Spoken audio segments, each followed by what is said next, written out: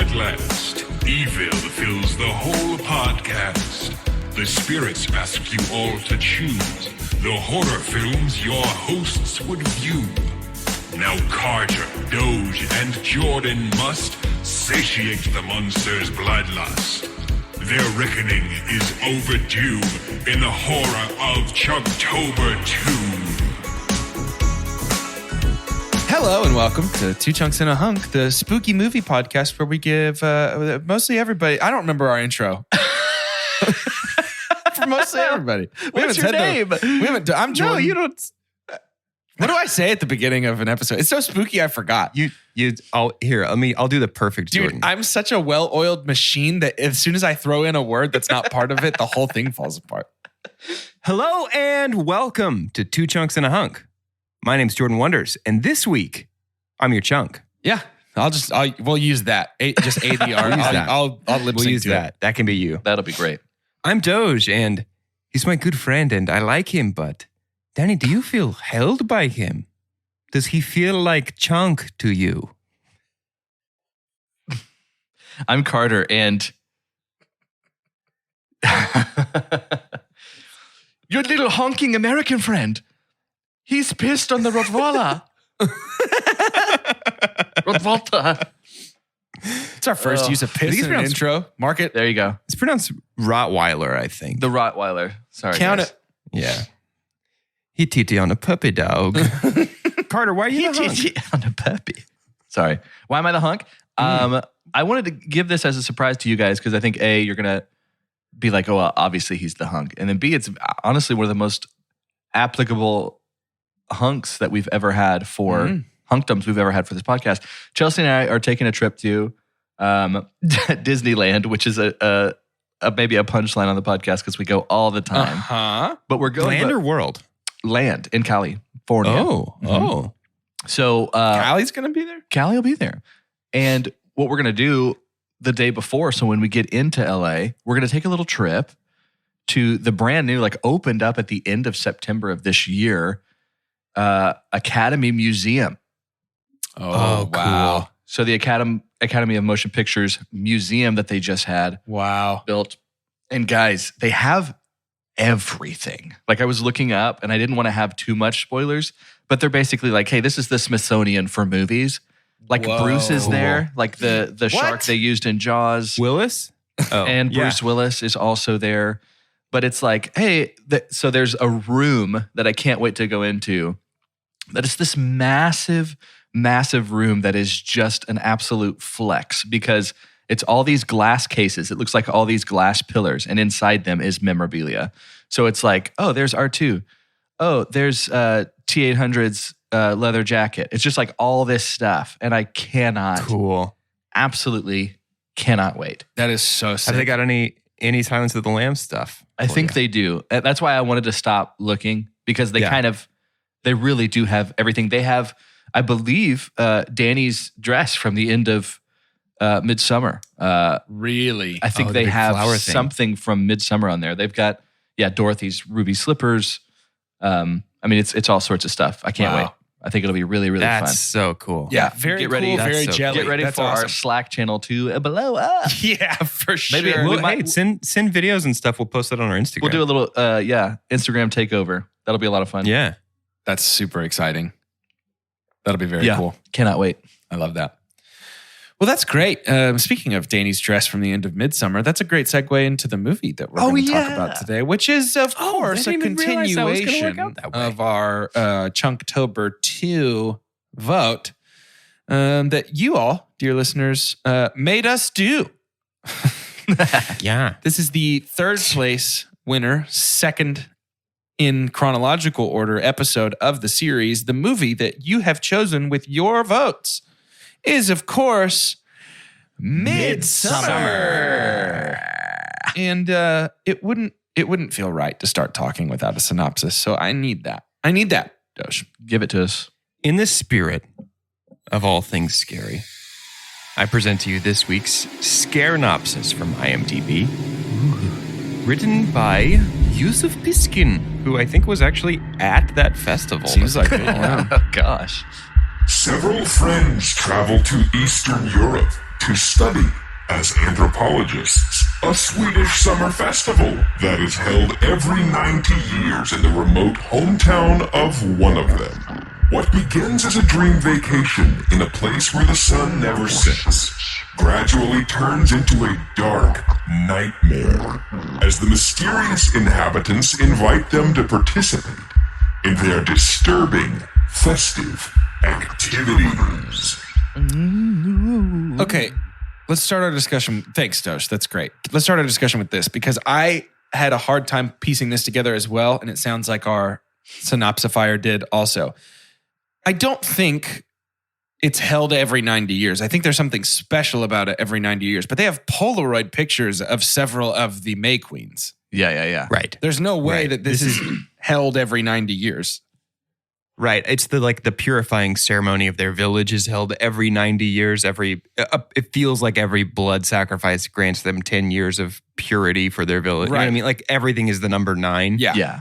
Based on my favorite Beatles song. But yeah, I think it is the big ones every 90 years. Well, and I think there's also an allusion to Pele. He's saying he had lost his parents in a fire. Like I'm assuming they were volunteers for one of these. I bet they volunteered. Yeah, 20 years ago. You know. Well, he said he found the cult after he lost his parents, right? I don't know. I was confused by that a little bit. Okay.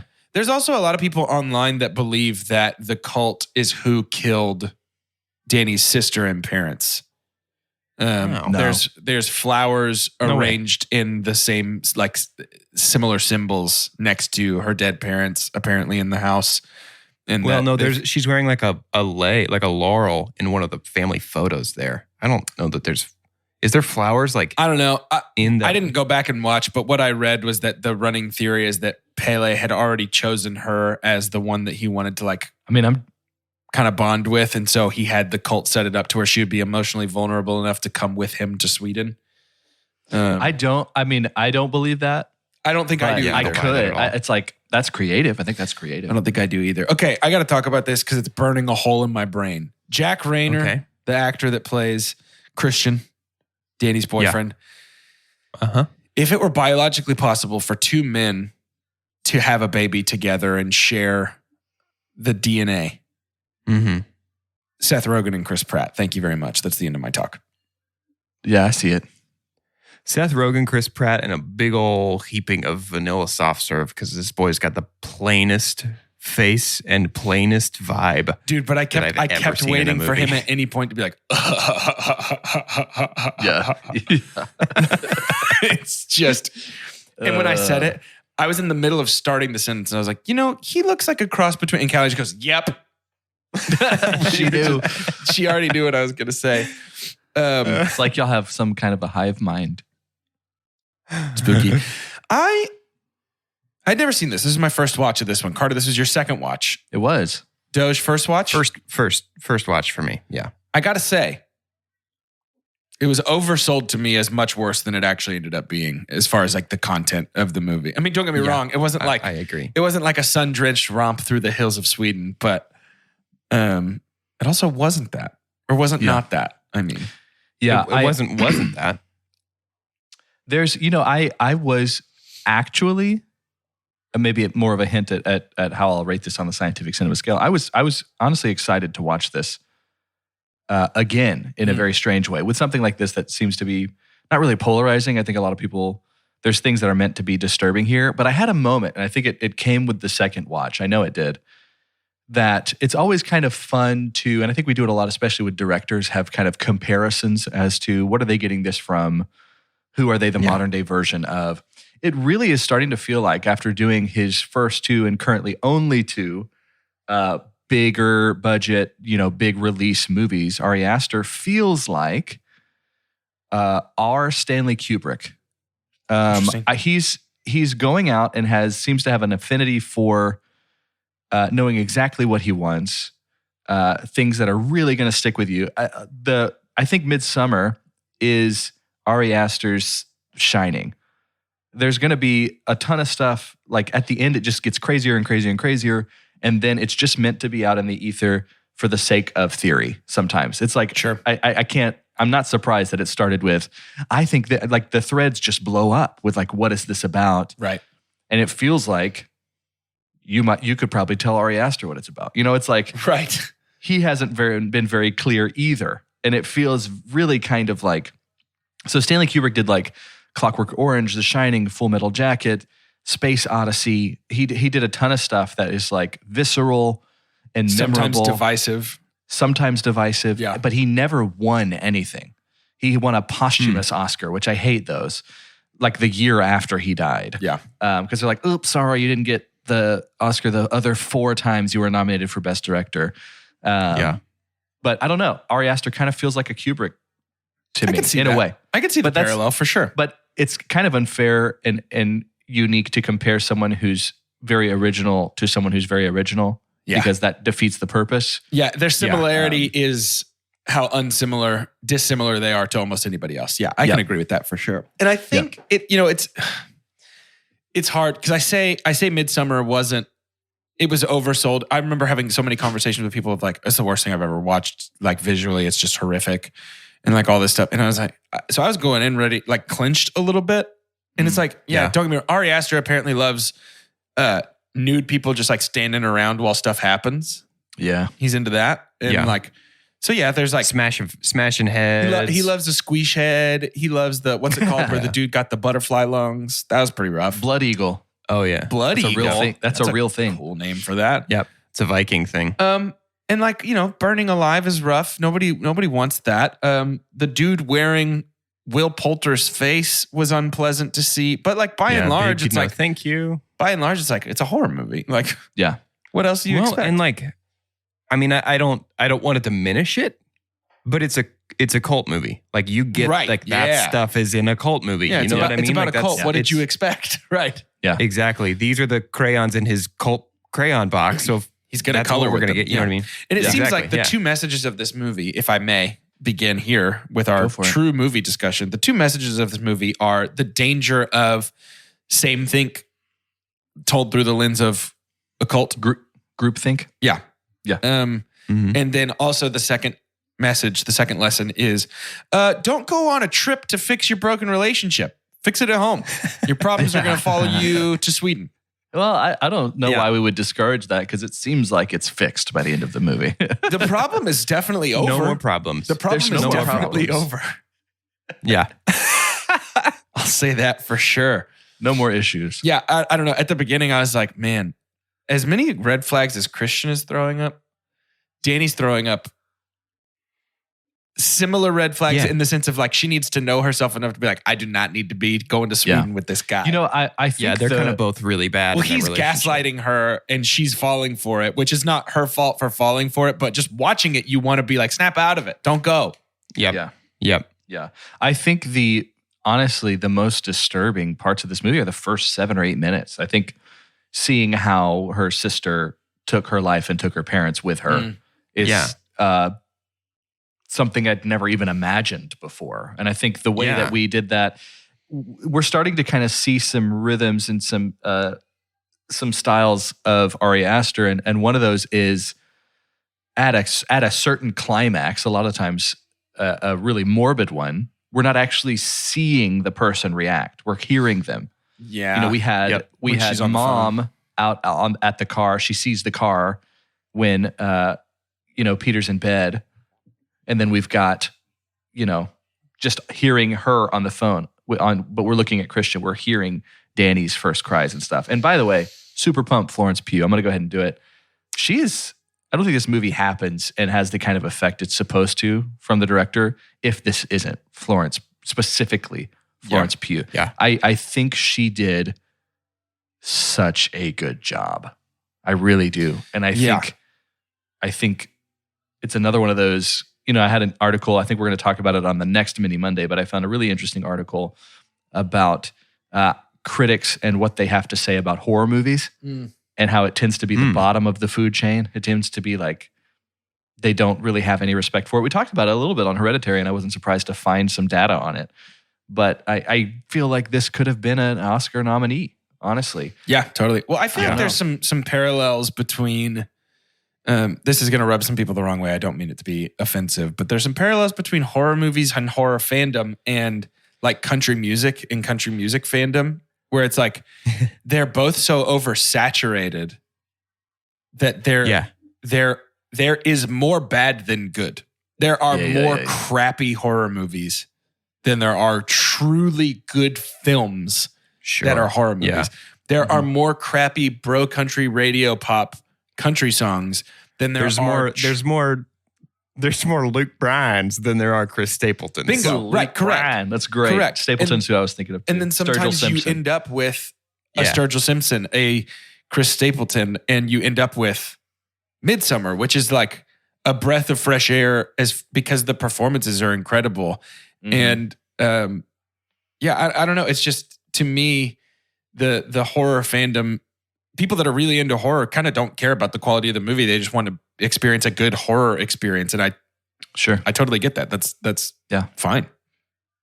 But this movie is, a capital F film first. Yeah, it's a lot more artsy than like maybe some of the others that were on our list that didn't make the cut into this series. And I'm going to go ahead and I'm going to join you in the Florence Pugh super pumped camp. She's the best thing in this movie. I think we are seeing, I don't know, ever since maybe a year or maybe even 2 years ago, Carter, when you brought up the parallels between a young Timothée Chalamet and a young Leonardo DiCaprio and just the charm, the talent, and like, I think the best of his career is far ahead of him and he's still good now. Yeah. The more you've talked about that, the more I'm just trying to identify who is this generation's like Rat Pack, Brat Pack, like who is leading the charge of like the early to late 20s. They're up and coming and they're going to be perfect. The Scrat Pack. The Scrat Pack. Yeah, because they grew up on Ice Age. Yeah. Exactly. Oh, amazing. Yeah. And so I think that I'm just trying to identify who is killing it now that I think has staying power and is going to be even better down the road. Florence Pugh is on that list. Yeah. Yeah, big time. Yeah. Within I think within a year, Florence Pugh had done this. She had done Fighting with My Family, which actually did really well. That was kind of the Little Women only. Is that in the same year? Is this the same year as Little Women? It might all be in the same year. Yeah. So she was just bursting onto the scene. Yeah. And she's phenomenal. She grieves really well. Dude. Yeah. I mean, that's something else Ari Aster is really good at. He's very good at identifying people who can grieve with their whole face. The whole body. Yeah. I mean, it's like just the feelings too. Like, and his cuts in this movie are so good. He's playing with, it feels like a microcosm of how he's editing this film is that breath, that, like, it's just this thing to where he's like, when she is overwhelmed at one point, and I'm sorry, I can't point to it because there's like 8 or 9 times that Danny is just, and it doesn't get old though. You're like, this feels like an actual reaction. But when she, when she walks away after the 72-year-old's farewell tour, she walks away and like is holding like her chest and her neck and bends down and her, like her big breath in, and then it just cuts right after that. Is just, it's just really, she's fantastic at freaking out. And I want to say, so this movie, I was going to say, huge testament to Florence Pugh. And I think the reason she's a super pump is, did you guys see the trivia that she does not have any lines for the last 25 minutes of this movie? Isn't that amazing? Absolutely. The final half hour of this movie, she says nothing. And I didn't realize, and I finished it and I was like, wait, I haven't heard her talk for the last 30 minutes. That's insane. Yeah. And she's just... No need.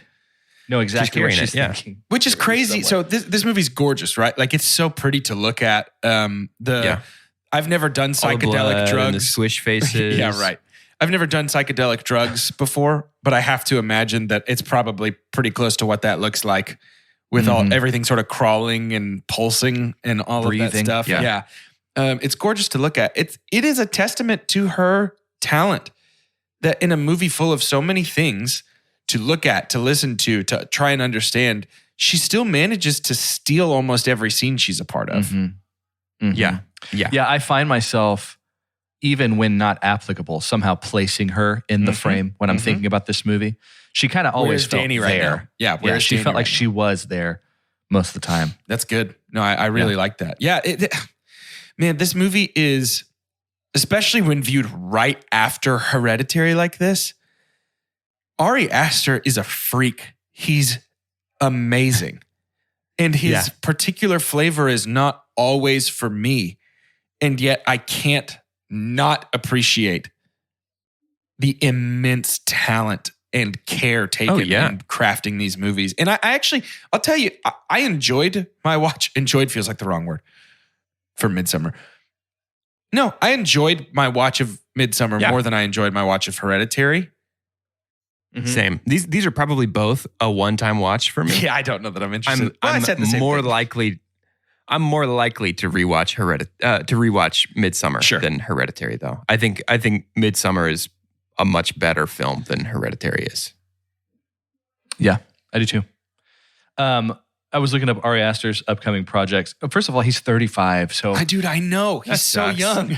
I think sucks. In being excited for, because these were voted on, right? So we already know that our listenership are Ari Aster fans to an extent, or they're just not fans of us. Yeah, they wanted us to watch the scariest. No, they love us. It's the first place. They love us. But get excited. I guess he's gonna have a lot to do, and I think he's got a long career. Any trivia about him is something that he's got about 20 films he wants to make, and a lot of them are mostly written. It's interesting. He's got a movie coming out that I think it's called Disappointment Boulevard, comedy, drama, horror. So we're actually going to have some comedy from him. And it's a decade-spanning portrait of one of the most successful entrepreneurs of all time. We have Joaquin Phoenix on board for that. We have Nathan Lane is going to be in it. What? And then there's a lot of other names that are recognizable when you see them, like Amy Ryan, Michael Gandolfini, who is... the son of, and we'll see how well he does in the Many Saints of Newark. Is that Newark? Yep. Parker Posey. So it's fun. Stephen McKinley, who's about to be in Dune. But yeah, cool. He's got projects. He's still working on it. And boy, does Joaquin feel like a good fit for Ari Aster. For Ari, yeah. I was just about to say that. Joaquin is the exact right vibe for Ari Aster. Quite the vibe for Ari Aster. Yeah, there's so much... when a director starts to develop a flavor, right? I think of like Scorsese. Like there's a certain flavor to a Scorsese movie that you can just tell that it's a Scorsese project. For sure. Sorkin's another one. Sorkin, I can spot a Sorkin from a mile away. Definitely Sorkin. When you just hear like just faint, like really fast rhythms of speaking. Just like, oh yeah. What a script. Sorkin. It's a Sorkin movie. It feels like Ari Aster has developed his flavor after 2 major productions. Yeah. Mm-hmm. And he, when I hear other young directors say things like, I got 20 projects that I'm looking to film over my career, it's like, well, I hope you do that. Like, that's great. Yeah. When Ari Aster says it, it's like, he's probably going to make 20 movies and then die. Yeah, That's probably exactly what's going to happen. He feels like fade into a mist. Yeah. Yeah. With these first 2 big movies, he feels like anytime that a new generation of Pokemon was announced, it's always like it's like Ari Aster light and dark. It's like he's got 2 different in the nighttime and 1 in the daytime. That's a good point. I think this is a good point to deploy my super pump then. Okay. Is the sense of identity that this movie has, particularly in contrast to Hereditary. We talked last week about how Hereditary is 2 movies trying to possess one body and fight for who gets to be in control. And I think that's a good point. Midsommar shows up and knows exactly what it is for, and especially it's even more impressive for a sophomore film. Like this is his second major motion picture, and within a year of each other. Yeah, is just so confident, and there's just the weird little like, I don't know, it's.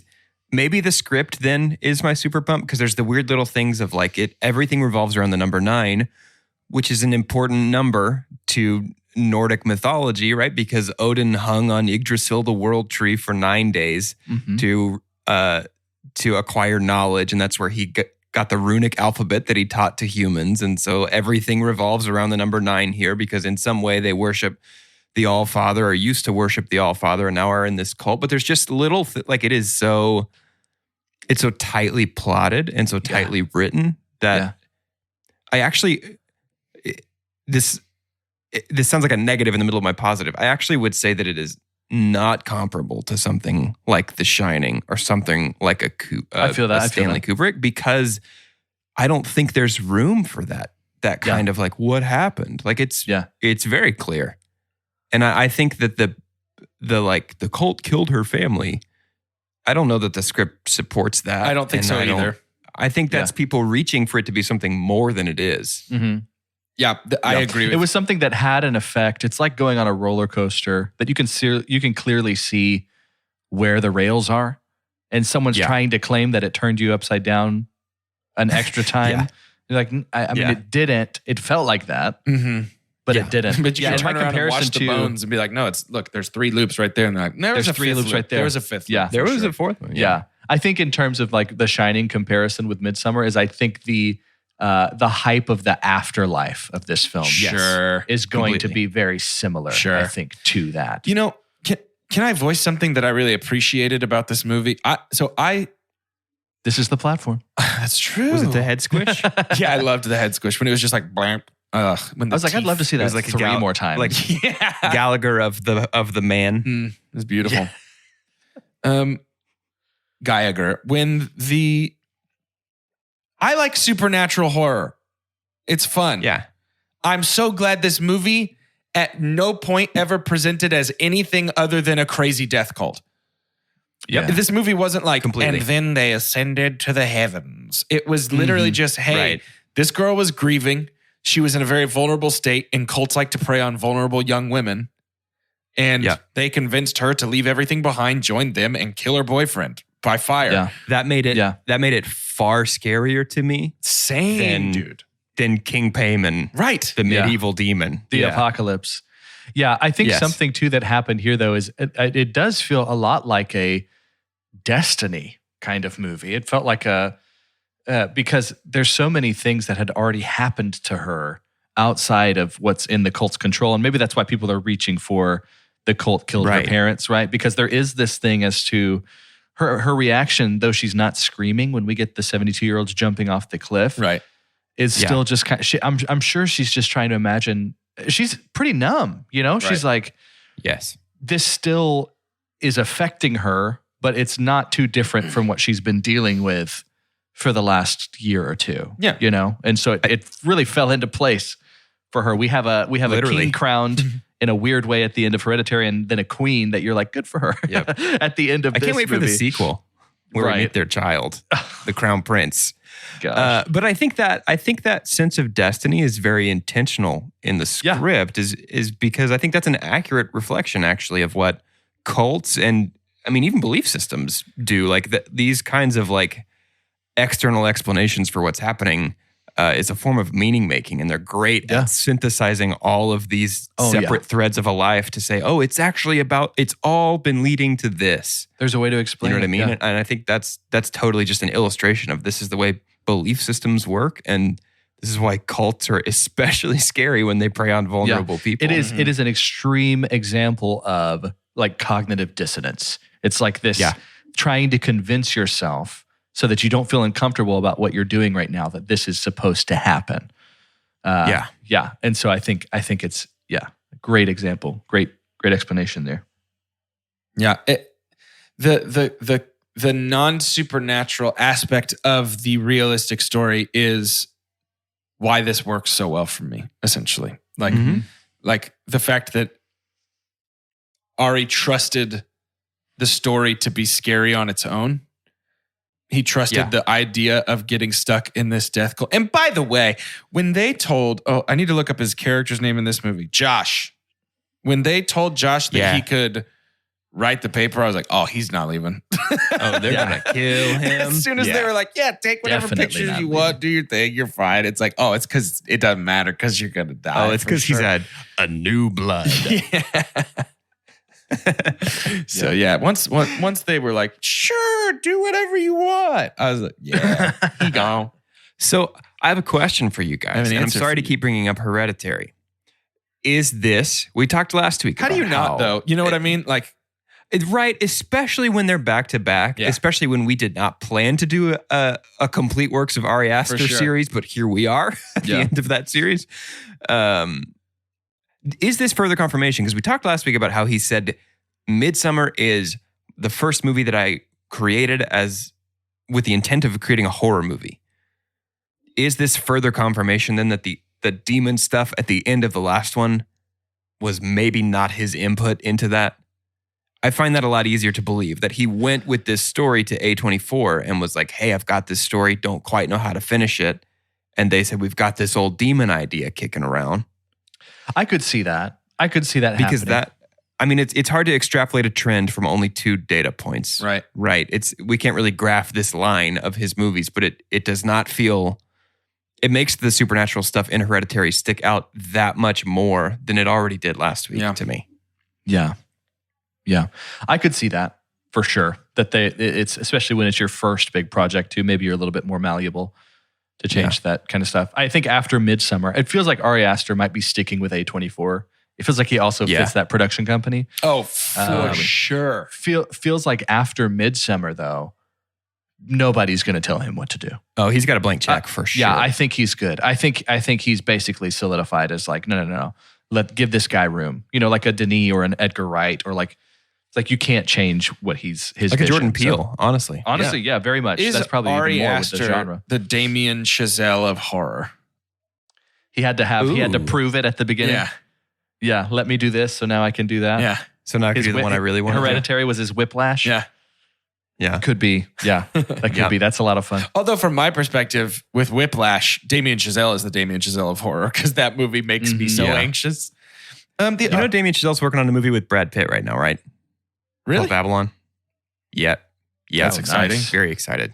Chazelle is a favorite boy for me. He's definitely he's great. Sure. The other thing that gives me a lot of anxiety is not heading to shout announcements. So let's go ahead and do that right now, or I'm going to freak absolutely out. Welcome to Shout Announcements, the part of the show where we give shout outs and make announcements. Big shout out to our Discord server, but specifically one channel, Tribal Council. We have a Survivor channel specifically on our Discord, and I'm into it. I'll tell you that. It's great. If you're like, man, I would love to talk about Survivor with the boys and some other fun individuals, or maybe I'd like to start my own channel about pig-based movies, Babe, Charlotte's Web, The New Pig, whatever you want to do. Follow your heart. Yeah. Hey. Yeah. Don't make that sound. They can make whatever channel they would like. Okay. But please stop sending things in Minion memes. No. We had a resurgence. Ramp it up. I hope that was an awakening. Popped his head out I again. hope that was an awakening. No, the Discord is great, but also we have 2 levels of Patreon. The first level at $3 gets you access to bonus episodes of this podcast. Right now we're doing Back to the Future 3 coming at you real soon. Carter's first watch through. We're Sherpaing him through the experience. Having fun. It's a blast, but you also get an extra vote in any of our voting polls. So if you voted for Chunktober II and you're like, I really wish that we didn't have to watch Hereditary, you could have helped prevent it. It was so close. We needed like one more patron to make a decision to vote in that, and it would have been done. So you could have been it. You could have made the difference. But at our $5 tier, you do get into that Discord for the chats, the giggles, the conversations. It's a good time. For the Minion memes. And the Minion memes. Yeah. Patreon, get on it. Get Patreon on it. Sorry, man. I'm sorry. No, that was your section. But I steal from you all the time. And here's my section. Shout out to Will Riggs, good friend of the podcast, friend of mine. Will was taking a road trip and said, hey, I was just catching up on the podcast. I said, what are you listening to? He said, did Donnie Darko, then The Departed, then Hereditary. And then we had a conversation about how this podcast has been around long enough now that it's just kind of like a library. Yeah. It's almost He's like just taking a tour of Italy at Olive Garden. For people my age and maybe a little bit younger, like going to Blockbuster. I don't know if you've heard of it. Oh, yeah. Yeah. And just being like, and it is quite the library now with hundreds of movies that we've reviewed. And so there's a good chance. I get to the point now to where if someone is hearing about our podcast for the first time, I ask them what their favorite movie is. And I think, 7 times out of 10, I'm like, oh, we reviewed that. We have that one. Yeah, unless they say Cars like 3. Like, well, maybe someday. But we haven't done that one yet. But we have actually. We did Cars 3 on Patreon. Was it 3 or 2? It was 3. That was 3. Okay. So I meant to say 2. I always get them mixed up. Cars 2 is like the International Mater of Mystery where he's a spy. Oh, yes. That sucks. Yeah, not good. Not good. We would love for you guys to just share the wealth, just to have people know that those exist. Do the same thing. Be like, hey, what's your favorite movie? I bet they've reviewed that. Share our podcast, subscribe to that podcast, review that podcast if you'd like. We are currently just rocketing up the charts in Brazil right now. We're in the top 25 in Brazil for film review podcasts. You know why? It's because we have Brazilians of listeners down there. Well, and then now it's dropping because that's their least favorite pun culturally. No, they hated it. They hate you. That's fine. Listen, boys, do you like the circus? Nope, not really. Me too. It's also my favorite. And next week, we're going to be talking about the spookiest clown of all of them, Mr. It. And that's next week's episode. Mr. It. Have y'all seen this? It. Yes. I think is this the one we've all seen, right? Yes. Yeah. Okay. I thought so. Yeah, no, I have seen it. I'm excited. And it's honestly such a funny clown. Stop. He's pretty funny. He's up there with Bing Bong for me. The first memory I have of a clown is a clown who had this is a true story, an absolutely true story. The man who was playing this clown lost his thumb in an accident and decided to become a clown, and his clown name was Nubbins, and he made balloon animals with his 9 fingers. This is not made up. This is my first memory of a clown. Nubbins the clown. Frodo Nubbins. Hey, I hate that. If you've got a passion for pumpkin, you've got to get to Dunkin' and pick these up. Our new pumpkin cream cold brew. Smooth, bold cold brew topped with velvety pumpkin cream cold foam. And our delicious pumpkin spice signature latte. Rich espresso topped with whipped cream, caramel drizzle, and cinnamon sugar. And our perfectly pumpkin donuts, munchkins treats, pumpkin muffins, and more. That's how we pumpkin at Dunkin'. Pick your pumpkin at Dunkin', like our new pumpkin cream cold brew, pumpkin spice signature latte, and our perfectly pumpkin treats. America runs on Dunkin'. Price and participation may vary. Limited time offer. Exclusions apply. I would like to talk, if we can, about the collective logic of our friend group here. This is where horror movies, there's a suspension of disbelief in Lord of the Rings, where you have to go, it's fantasy, so sure. Mm-hmm. There's a suspension of disbelief in Marvel movies, where you have to go, it's comics, so sure. And there's a suspension of disbelief in horror movies, where you have to go, it's a horror movie, so sure. The problem becomes when horror movies begin to drift into capital F film and become something more, but that horror movie friendship logic sticks around. Sure. Yes. And I understand that they all would have ended up dead had they left right after the head explosion with the hammer, because that's what happened to whatever their friends' names were. Those Brits. Yeah, that's what happened to At least they give us that, though. That's a little bit more realism than you'd get in most horror movies. I totally agree. So I understand. Like, I'm out. That's crazy. I understand that them leaving and getting killed shows us what would have happened if their friend group had decided to leave. However, if I'm at a weird cult compound and somebody commits suicide and then is killed by a hammer to finish them off in front of my eyes, I am not worried about offending the local culture anymore. I'm like, peace. No. I'm out. I will walk. And I'm certainly not volunteering for any extracurriculars after that. Right. I'm certainly not like, I'll do more than the bare minimum of just being here and sleeping. Right. This is my super dump for this. It's also the friend logic, the friend group logic, the horror movie logic specifically is my super dump for this movie. Is it localized for you in any like particular character or particular decision point that you're just like, that's it? Josh and Christian specifically are painted as really smart. And I understand that it's like, well, they're blinded by their pursuit of their theses. Like, I get that. But for two people that are painted as particularly smart, Yeah.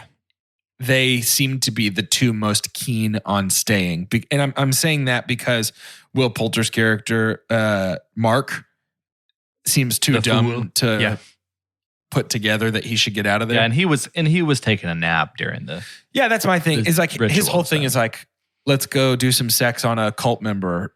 So like, I'm not surprised that he doesn't want to get out of there. But particularly Josh knows enough about this culture to where he knew what that suicide thing was. And when he watched it happen and wasn't like, actually, I'm out, I think. And I get it. He already knew about it. He was expecting it. It wasn't as shocking to him. And he's doing his thesis, whatever. It just doesn't sit right for me in a movie this well put together to have that horror movie logic of like, well, what if we split up and everybody checks individual basements? Yeah. Yeah. All the basements in this house. Right. Yeah. I think for me, it's localized in his decision to sneak out of bed and go take pictures of the holy book. Dude, yeah. Like, of course, dude, don't do that. Of course it's a horror movie and you're going to die. Hey, don't do that. Obviously don't do that. It's like their most guarded thing. Stuff you think like they're going that. to just leave it to where you can walk in? Things like that and things like Christian immediately being like, I want you to know that if he did this, we had no part and I could not be more disgusted by this. Like that's complete horror movie logic. Yeah. I mean, Christian is painted as a turd the whole movie. So his turn on his friend his selfish turn on his friend. He's turned on everyone. Right. That's not that surprising, but just that felt like a weak moment in an otherwise pretty airtight script. I agree. Yeah. Because Pele and Danny are reacting to that too. They're like, yeah. For real, dude? Are you going to throw him under the bus like that? Yeah.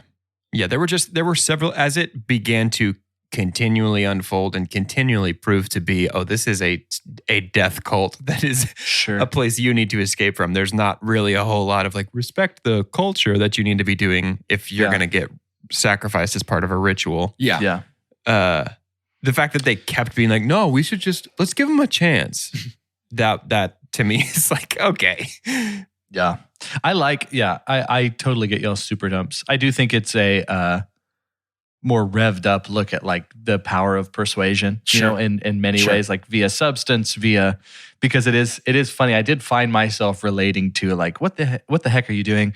But just being like, you know, what are those few episodes of my own life that are playing out in my head that I'm like, sure. If anyone was watching that, they're like, dude, what? Well, you know, there was that but study. I think it's supposed to be super, you know, juxtaposing. There was that study done where they had a group of 3 people come in and fill out paperwork as 3 people, and 2 of them were actors and 1 was the subject, and they pumped in smoke underneath the door. And the 2 actors didn't react to the smoke at all, just kept doing their paperwork. And the person who was like the test subject initially freaked out, but when they realized the other 2 people weren't reacting at all, just went back and kept doing their paperwork until the room was so thick with smoke they couldn't see their paper anymore.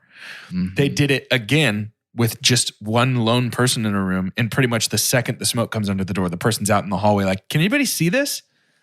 And so it's just the power of a group, you know, like humans, the animal brain, it's a herd animal ultimately. And like so I can see that the point being made is like, it's groupthink. That's the danger of groupthink. Yeah. And so I get that, but it just, I don't know, man. It feels like there's a cutoff point at some point. Yeah. And the cutoff point cruel. is Big Hammer to face. Yeah, Big Hammer to face. It's cruel because the institution in which I teach the subject that I teach, I could never just be like, all right, tonight we're going to Everybody watch Midsommar. Yeah. Or everybody go home and watch, right? It's got to be like 12 Angry Men or Sandlot or something. But it's like, I just want there's so much in this movie that's fascinating to me, and so much to me that's relatable as someone who is writing a dissertation right now. It's like, I was so offended that Christian would try and take his thesis idea. He should have known better, And I was like, yeah, what the heck? And I felt like pushing up all of my bifocals at once. Excuse me. Pocket protectors spilling pens and ink everywhere. He can't do that. He can't do that. I came up with that idea first, actually. I've been in the library researching this the whole time. You sound like the Flood from Super Mario Sunshine. You sound exactly like Flood. Another thing that was super relatable to me in this movie is as I'm doing my own like counseling journey and learning about myself, I'm almost 100% sure that I'm an empath and I like feel things for other people. Yeah. And so as ridiculous as it feels watching it, right? It feels like we're just getting these steroid versions of persuasion, people being convinced to do certain things. Some of these things just playing out that sometimes we can feel in our own lives, but never to this extent, right? Here's this platform. When Danny is weeping about seeing Christian at this ritual and all these women are with her on that, it's very eerie. It's very uncomfortable, yes. But I did find myself relating a little bit. So let's talk about sort of the share everything culture of the cult in general, because that clearly includes experience and emotion. Mm-hmm. Yeah. And it's the first time we see what you're talking about, Carter, is when oh boy misses the rock, breaks his legs, and begins to cry and scream. Everyone cries and screams. Yeah, now, actually, you know what I think the first time we saw it is? Subtly, when Danny is tripping on the mushrooms and that group of people is all laughing. I think that's our first hint that like probably one person is laughing and they're all like, well, we're in this together, so let's laugh together. Yeah. But then the first time we really get like a creepy view of it is old boy jumps, breaks his legs, and everybody screams with him until he is silenced. We see it again when Christian is having sex with the redheaded cultist. It's like all of the matriarch type people with her are like, we're all in this with you. In a weird way, it's like, I think it's supposed to be comforting to her. It's very discomforting to watch. Yeah. And then that again was with Danny. probably my least favorite part of any movie we've ever watched for our podcast. And then it's the background to my laptop right now as we're playing. it's my screensaver. As we're doing the podcast. And then we get it again during the burning of the tent. They all scream and cry during the burning of the tent. Feel the pain. It's so interesting. And I guess we're supposed to infer that's what, through her conversation with Pele about this is a family that I found, that this is supposed to be like a place where she feels like she can belong and bear the burdens of others and have her burdens borne with her. Bearded? Yep. Bearded. Bearded. Yeah. And it's not just with the present day family, right? It's like we're feeling these things for our ancestors at all times. Right. We're feeling these things for the future at all times. It's like it's super interesting. And we talk about and we will spend hardly any more time. I'm down not to, if we want to not spend any more time on the ritual with the redhead. The Wii Sports with ritual? all the other ladies. The Wii Sports ritual. I said the real word earlier, and that's just horrendous. Yeah. Wii Sports ritual. Yeah. It's moments like that, like what maybe appears to be her mother. It's tough to know whose is whose in this cult, that comes down and looks Christian in the face. He's like, no, it's fine. Right. And somehow he's under the influence. I think it's relatively smart for the storytelling that we go ahead and have this nice tea when the stuff is the craziest, to be like, okay, well, this is why they kept doing this. Something else that's important with Christian here too, and don't get me wrong, I think Christian's a turd for most of this movie, but like this is sexual assault on Christian. Mm-hmm. Like he has been drugged and coerced into this is not, and sorry, I want to say that I was not laughing at the idea that Christian is sexually assaulted, more laughing at the idea that we would even have to address the fact that this is not okay, even from the perspective of somebody wanting to play Wii Sports with Christian. Like he has been drugged and coerced here. Yeah. Yeah. And that, I think that little laugh, for the sake of what I'm going to say, is appropriate in that I was going to share that when they showed this to Sweden, like when this had a premiere in Sweden, they loved the movie, but in a completely different way. To them, it was a dark comedy, right? Because it was like, I'm sure there is, to an extent, some awareness of it's like us watching. Well, I guess that's a blatant comedy, but the Righteous Gemstones. The Righteous Gemstones, perfect. It's exactly like that for us, and so it's like, oh, I kind of get this culture. that's kind of funny. And I could see it though. It was great for me to read that even before the first time I watched this movie, because I was like, ooh, I bet that's where it is. And also, we haven't really talked yet about how active every level of every frame is. Yeah. I think there's kind of always this, we've got which by the way, Florence Pugh was made to frown. Like she's got the best, like just straight down, like a marionette. A Muppet. Yeah. Or a marionette, yeah. But then in the background, to just have like... You're exactly right. It's like Beaker. Beaker, yes. To have like the dances and stuff. Or just the weird like yoga, wild yoga thing going on in the back. Like there's always something. Like when we have her birthday and has forgotten and he can't light this. I kind of wish that happened naturally and he was just improvising through because it fit perfectly. Was it not? But he couldn't light the candle. It felt like the wind just really wouldn't let that candle light to me. And they just played with it. And then in the background, they're like celebrating the birth of there's like a child. There's like a baby infant in the arms of all these women. And it's kind of how we're already getting hints as to what Danny is about to, like what the climax of the film will be for her, as much as the grass growing in her hand. It's like you're becoming a part of this community. Yeah. How did, when they sit down at food and Christian's the only one with pink lemonade? Yeah, how did he not? How is he not like, mine's red? Anybody else? Can I get a clean glass or like a fresh juice? Yeah. Because this is different. How is my dude not just like, I ate a pube. Can I have a different meat pie? Yeah, for real. For real. Yeah. I had just heard it put so plainly into those words. Actually, that's not true. Will Poulter basically says that. Mark basically says that exactly. But yeah. Oh man, we're breaking a lot of ground on this episode of the podcast. Just saying a lot of stuff. First time we've ever said pube. Is it? I'm just kidding. I can't imagine any other movie would have come up in. The only time we've ever said that. Oh gosh. Carter, because a Goofy movie didn't make it on the main feed. Carter, have you super dumped yet? No, I haven't super dumped yet, and it's because I'm trying to decide whether or not it's my version of fair. Okay, to have this super dump, but it's tough for me to have like any movie only exist within the time frame of that movie. Like I think world building is good in terms of thinking about like what is the effects after.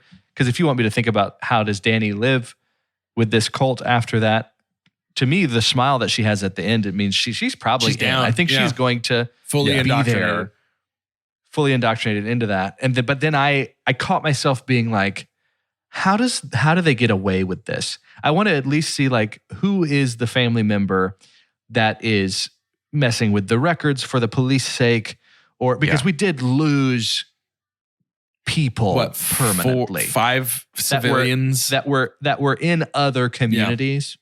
Yeah. And for the sake of me, twisted enough, hoping that Danny has a great rest of her life with that cult. Part of that plays into that cult not getting caught, which is so strange. But it's like that's my super dump. I think it's probably not very fair. I tend to do super dumps like this in movies that I like a lot. And I'm just trying to find something. But I think they did such a good job. I think what makes it a super dump for me is Pele's role is super interesting. Yeah. That he is the collector. And he is awarded for this.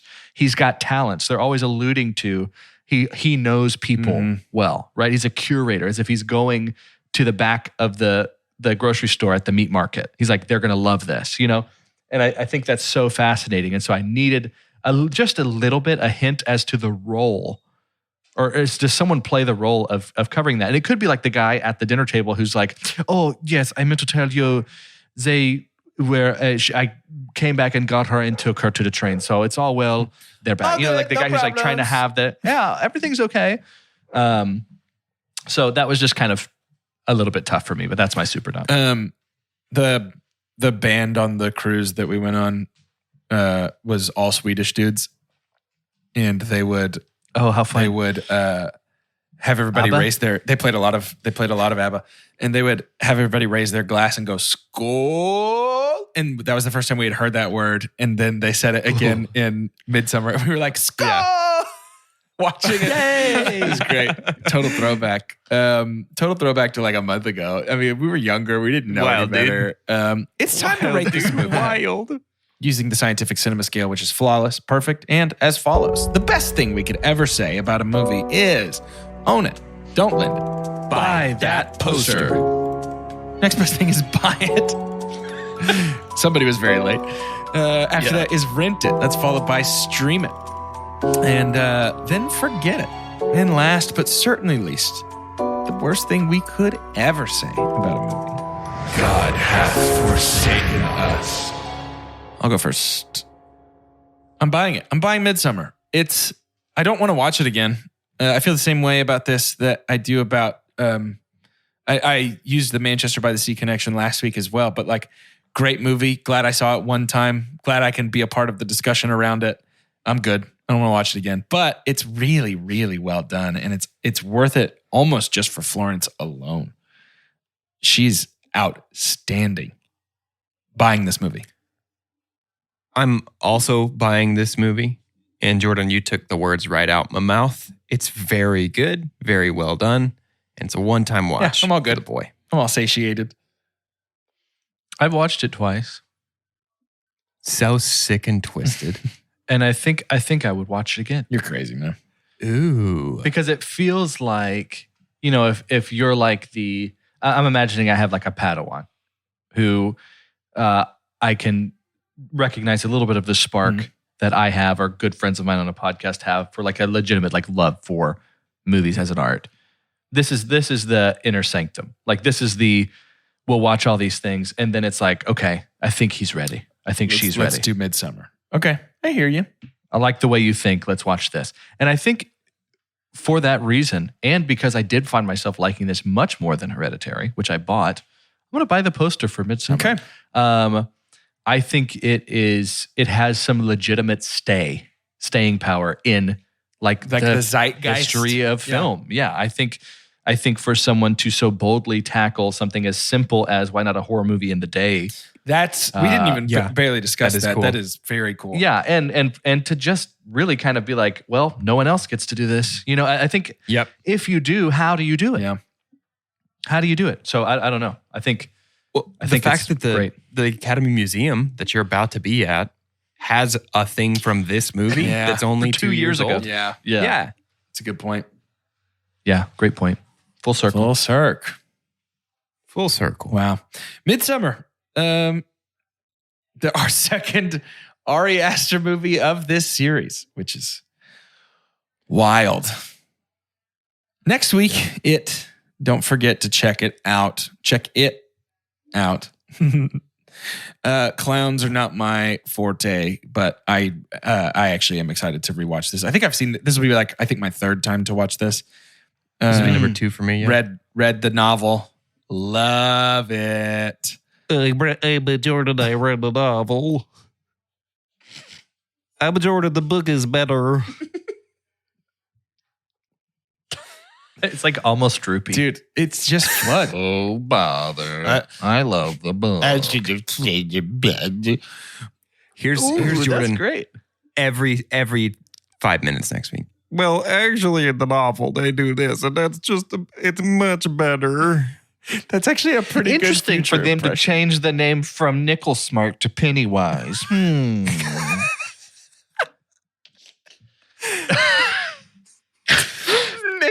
Smart. Okay, so next week.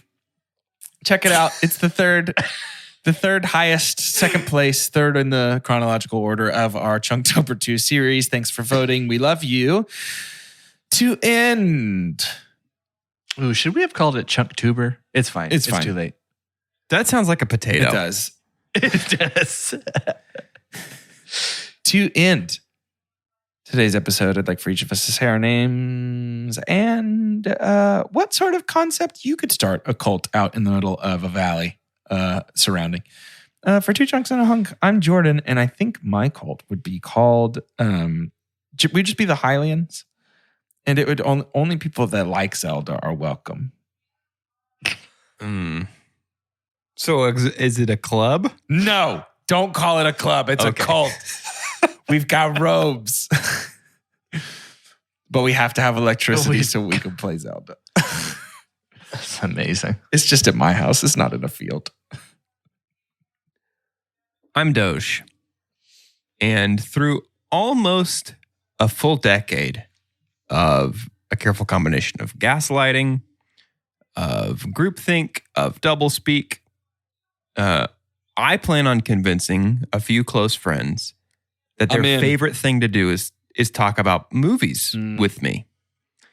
And then with our powers combined, we will then convince legions of folks we do not know via the internet that they like to listen to us talk about movies. I think it could work. It'll never happen, man. That's far-fetched. Just come move into the field and talk about Zelda with me. That's all we need. I'm Carter, and I think I can convince enough people that Voldemort's back. Using your persuasive communication? Yeah. 100%. He's back. Let's get these tattoos. There's probably enough people that have that tattoo. Yeah. The Death Eater tattoo that it's just like, let's go. Let's just do it. There is enough people that are a hair's breadth away from already believing that. Yeah. That might be the easiest grift of all time. And so it's just a matter of tackling all the Harrys, just finding all of them and just getting rid of them. We'll bring all the Harrys together. And then you could bring them all to the valley where we talk about Zelda all the time. That's right. You know, it's Dang, dude. It's a funny joke, but that after about 1 week would just evolve into a bunch of people sitting around and be like, do you guys like Majora's Mask? And everybody be like, mm-hmm. And then that Big was fan. Yeah, they'd be like, all right, well, I'm going to go take a nap.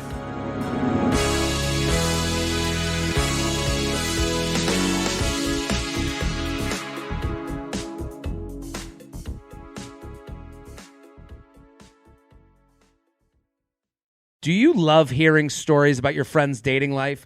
Or maybe you're the one sharing ridiculous dating encounters. If you fit either of these scenarios, then you need to check out You Up Podcast from Betches Media. Hey, I'm Jared Freed. And I'm Jordana Abraham, and we're the hosts of You Up Podcast. We're here to share the funniest dating stories from listeners just like you.